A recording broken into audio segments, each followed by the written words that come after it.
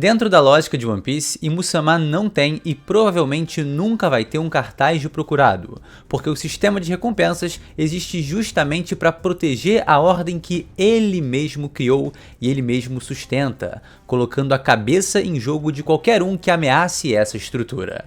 Então o caçador jamais apontaria a arma para a própria cabeça. O soberano desse mundo nunca colocaria um cartaz de procurado contra si.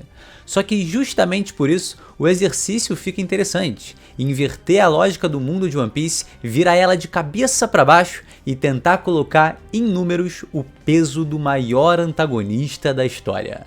Eu abri uma caixa de perguntas lá no Instagram, muita gente perguntou sobre qual poderia ser a recompensa de Imu e por isso, hoje a ideia é brincar com essa hipótese. O exercício nesse vídeo é inverter completamente esse papel e imaginar. Se existisse uma recompensa para Nerona Imu, tomando como referência as maiores entre os piratas desse universo, qual seria o valor pela sua cabeça diante de absolutamente tudo que ele fez e tudo que ele representa?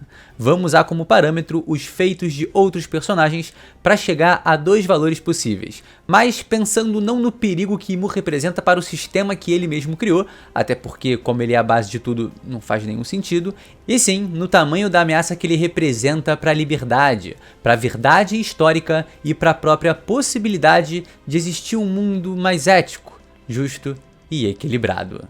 Durante todo o percorrer de One Piece, como símbolos das maiores ameaças do mundo, Roger alcançou a maior já registrada entre os piratas, porque chegou até a última ilha, encontrou One Piece e se tornou a personificação de tudo aquilo que o governo mundial mais teme: a verdade do mundo.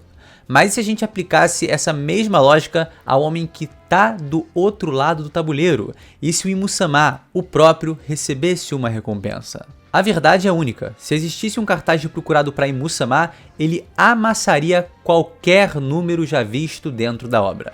A gente está falando de um ser que está acima do próprio governo mundial, a figura que reina sobre o trono vazio, o homem que venceu a grande guerra do passado e moldou o mundo à sua imagem desde então.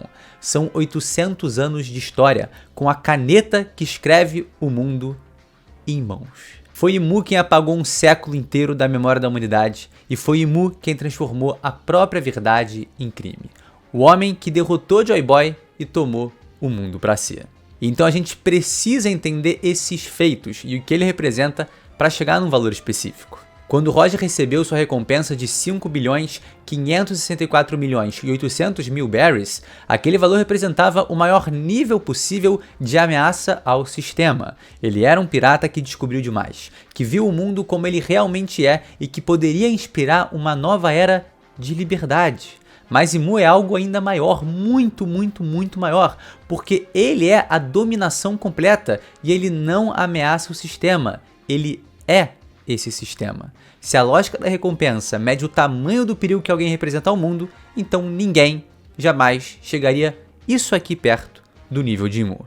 E tem muito mais. O cara é um dos 20 fundadores do governo mundial, apagou o século perdido da história, comandou a destruição de Lulusia, controla diretamente as autoridades máximas do mundo, tem um exército imortal sob seu comando, possui a suposta Akuma no Mi mais poderosa de todas, foi o principal responsável pelo fim de God Valley, é o grande nome por trás da escravidão desse planeta, é capaz de possuir corpos e agir à distância, transforma pessoas e até o ambiente em entidades demonizadas, rege a sociedade das trevas e permite zilhões de atrocidades. É muito acima de tudo que a gente já viu. E é por isso que eu penso que uma recompensa hipotética para ele precisa extrapolar completamente qualquer parâmetro. A primeira alternativa que eu pensei foi 6 bilhões e 660 milhões de berries, formando então o número 666 para fazer aquele trocadilho, já que ele é conhecido na tradição cristã como o número da besta, citado no livro do Apocalipse diretamente na Bíblia, representando oposição ao divino. O simbolismo é forte demais com tudo o que Imu representa, a figura demoníaca no topo do mundo, o oposto absoluto da liberdade de Nika, a personificação do controle, da censura e da dominação. O número do caramunhão transformaria a recompensa não só em escala como a mais alta de One Piece, mas também em mensagem. O cara é o próprio Diablo. Só que, por mais que soe estranho dizer, esse valor é muito pouco. Muito pouco. Só 1 bilhão a mais do que Gold Roger. A nível de periculosidade, o Rei dos Piratas foi uma centelha para esse mundo e o Imu-sama é um incêndio completo.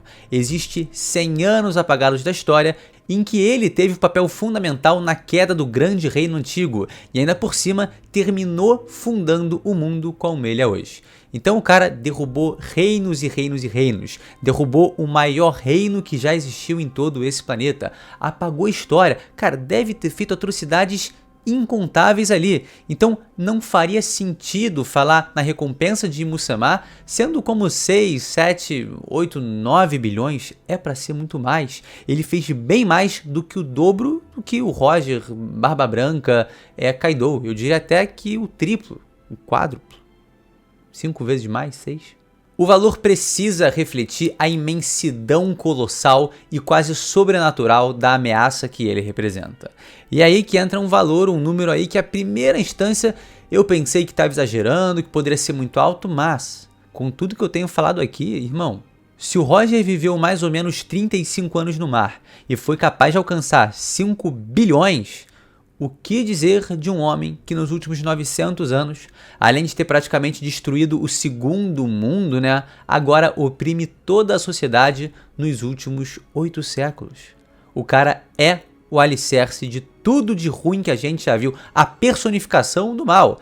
Escravidão institucionalizada com os dragões celestiais escravizando livremente porque o sistema de privilégios existe para protegê-los, abusos de poder que apesar de toda a violência, há impunidade para os Tenryubitos porque eles estão acima da lei, censura histórica, cara, genocídios e apagamentos de ilhas e reinos. God Valley é um exemplo absurdo e Lulusia outro, além, é claro, do grande reino antigo. Perseguição ideológica e a busca pela extinção de raças, né? Qualquer um que busque a verdade, carregue o D ou ameace a ordem.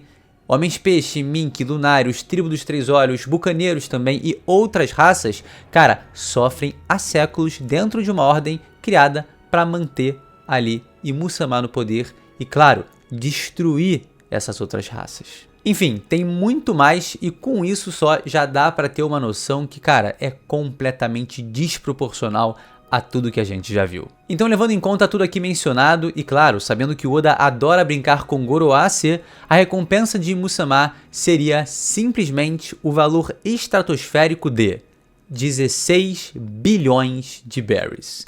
Um valor tão absurdo que parece impossível e claro que é pra ser, mas que traduz o peso narrativo do verdadeiro rei do mundo e não só o perigo que ele representa para a humanidade, mas sim o quão prejudicial ele de fato foi, é e ainda será. Aí você pode perguntar, por que o 16? Porque é o Goroase perfeito para o personagem, visto que I é 1 e Mu é 6. Além disso, o número 16 em One Piece é sagrado. O Doflamingo, que é um dragão celestial caído, usa 16 balas sagradas em um de seus golpes. O Luffy toca o Ox Bell em Marineford 16 vezes como declaração do fim de uma era, a do Barba Branca, ao mesmo tempo que dá boas-vindas à nova era que se cria. O próprio raio que destruiu Lulusia tem 16 feixes no mangá. Em um dos momentos mais trágicos de One Piece, 2 crianças recebem 16 tiros de um dragão celestial, que parece até uma sentença divina, né, já que eles se consideram deuses desse universo. Enfim, o número 16 sempre teve aí e sempre foi muito relacionado a Imu-sama, então eu acho que um valor que representa o personagem precisa estar conectado necessariamente ao 1 e ao 6.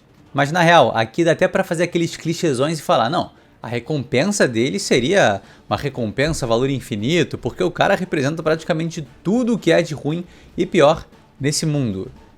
E meio que é verdade, né? É impossível medir o valor da liberdade, o valor da ética e o valor da justiça.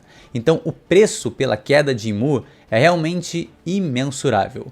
Por isso que eu acho que extrapolar e lançar, cara, 16 bilhões de berries é razoável se a gente pensar em tudo que ele já fez e representa. No fim das contas, é um valor que não se mede só em força, mas em 800 anos de manipulação, genocídio histórico, domínio ideológico e, cara, o mais bruto poder absoluto.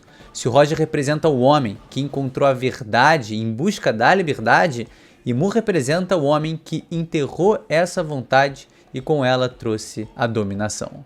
E reescreveu também o mundo à sua própria forma. E por isso, a recompensa dele teria que ser algo simplesmente inimaginável. E eu acho muito legal a gente trazer todo esse raciocínio aqui, porque ressalta também o quão grandiosa é a figura de Imu-sama. Grandiosa no sentido de expressão, né? Do quanto ele atinge esse mundo e enquanto também ele molda essa história de One Piece. Então eu acho que tudo isso aqui resumido só mostra como Imu-sama tem uma influência gigantesca e, claro, o poder para dominar esse mundo. Fala galera, Chapéus de Palha aqui, eu sou o Lipe e esse é mais um Respostas de Palha, acredite se quiser, tá? Eu recebi muitas perguntas sobre a recompensa de Imu-sama, como a gente poderia estabelecer isso de alguma forma e trouxe aqui para vocês. Agora vamos para outras perguntas e, claro, outras respostas. Não esquece daquele like e também se inscreve no canal se você ainda não é inscrito. No mais, meus queridos, simbora!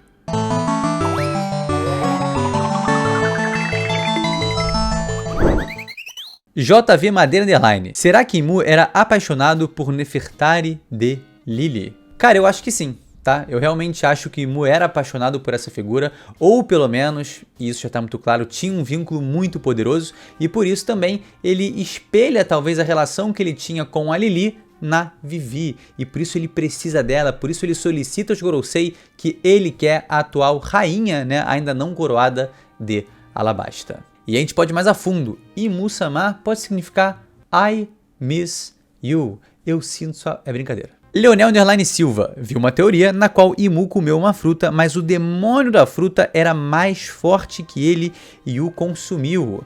Cara, essa, pra ser sincero, é uma ideia bem interessante porque a gente teve as bestas despertadas lá em Impel Down. E como a gente pode ver, né, a fruta tomou conta do seu usuário. Mas por ser um koala, um rinoceronte, uns bichos muito doidos, uma zebra alucinante, simplesmente entrou numa versão meio bestial, né? Então eles ficaram umas bestas da cabeça. Só que, e se a fruta for extremamente poderosa e a sua criatura representada, né, no caso o diabo, tivesse ali uma consciência específica também e conseguisse controlar o corpo desse soberano? Eu acho que é uma possibilidade, mas ao mesmo tempo, será que Oda traria o grande vilão dessa história sendo uma fruta? Bom, desde o começo elas são reconhecidas como frutas do diabo, então pode ser que ele retrate isso de alguma forma, mas eu fico com muito medo dele simplesmente tirar, né, o personagem Imu-sama para colocar o personagem fruta no lugar da figura, entendeu? Eu acho que pode acabar enfraquecendo um pouco tudo que ele representa. Maicon1642 underline oficial perguntou: como Imu pode derrotar Luffy e Loki? Eu acho que essa pergunta tem que ser revertida, né? Não como Imu poderia derrotar Loki e Luffy, mas sim como Luffy e Loki poderiam derrotar Imu. Porque o Imu, irmão, assim, claro, ele tá nerfado, a gente já viu que ele tá sangrando, viu que ele tava também tossindo sangue, né? Mas ele chega num momento de fraqueza, o Luffy não tá transformado, ele tá precisando comer para recuperar energia. O Loki também já mencionou que não tá com a estamina muito alta porque tava usando sua forma dragão durante um bom tempo. Então o Imu chega, cara, pra mim tá em larga vantagem contra os seus adversários. E também ele deve ser extremamente poderoso. Então como ele derrotaria? Cara, ele chegaria lá e enfiaria a porrada no Luffy e no Loki, simplesmente. Por isso eu peço a inversão desse cenário e te pergunto: como o Luffy e o Loki poderiam derrotar Imu? Cara, eu acho que no momento ninguém derrota, tá? Eu acho que vai ser uma conclusão de arco meio agridoce, tipo Whole Cake Island. Talvez um pouquinho ali como Egghead também, né? Que os adversários não foram derrotados, mas eles conseguiram escapar. Eu acho que vai entrar essa questão mais de fuga. Só que eles vão ter toda essa tensão, só que eles não vão ter que sair de Elbaf. O ponto vai ser, eles vão ter que aguentar até Imu-sama não poder mais lutar. Porque como a gente tá vendo, ele tá sofrendo efeitos colaterais. Então, cara, sustenta essa batalha. uma ou outra pessoa vão morrer, inclusive vou fazer um vídeo sobre isso na próxima semana. Mas o mais importante é aguentar, né? Porque o Imu, ele não vai sustentar esses efeitos colaterais por muito e muito tempo. O Oda vai nerfar ele para justificar também a aparição dele em Elbaf, o susto gigantesco que os Chapéus de Palha vão sofrer, e a gente também como leitor vai ficar assim, cara, esse cara é simplesmente absurdo, mas o efeito colateral dele, possivelmente causado pela água do mar, né, que ele tá mais próximo dela, talvez até como uma cicatriz de batalha que ainda não cicatrizou mesmo depois de 800 anos desde sua batalha contra Joy Boy.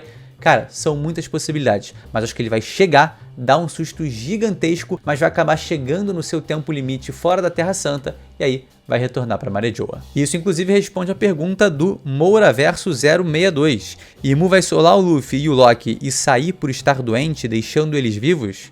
Cara, na minha visão, é bem isso que vai acontecer. Underline Dennis, underline Barros, underline 12.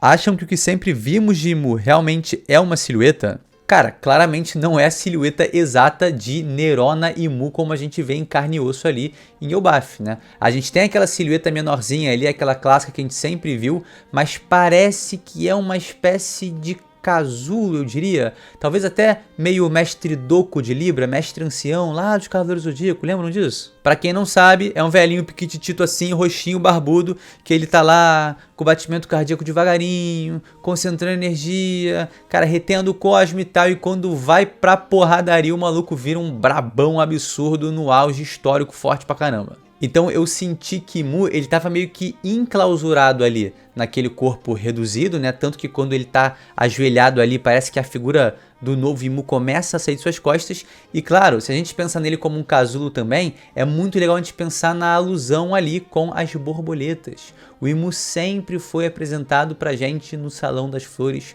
com várias borboletinhas ali, azuis e tal, em contato com ele.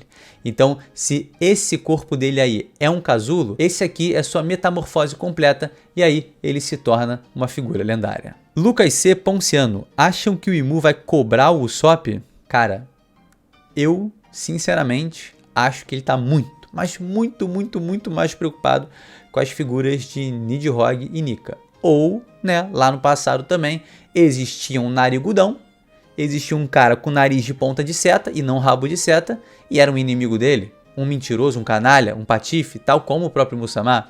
Mas não, tá? Eu não acho que o Imu vai cobrar o Usopp, eu acho que ele pode sim ter algum pequeno, não confronto, porque senão, cara, não tem nem comparação, mas eles podem ter ali um momento de olhar, de entendimento, que o Usopp vai ficar completamente cagado, mas quem sabe também não tem um lampejo de coragem na Terra dos Gigantes para fazer alguma coisa contra o Imu-sama. E sobre a relação do Usopp no passado, eu não acho que o Imu-sama olhe e fale assim, nossa, esse narigudo, ele me lembra o nosso querido Monkey D. Joy Boy, que também tinha um nariz...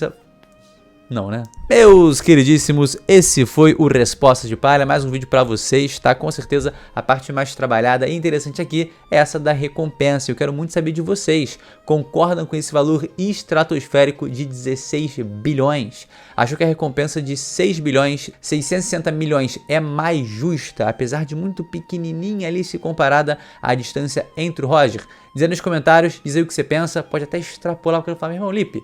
Pra mim não é nem 16 bilhões, é 160 bilhões, mas, né, calma também. Beijo gigante pra vocês, tamo junto demais, até o próximo vídeo, rapaziada. É isso e valeu!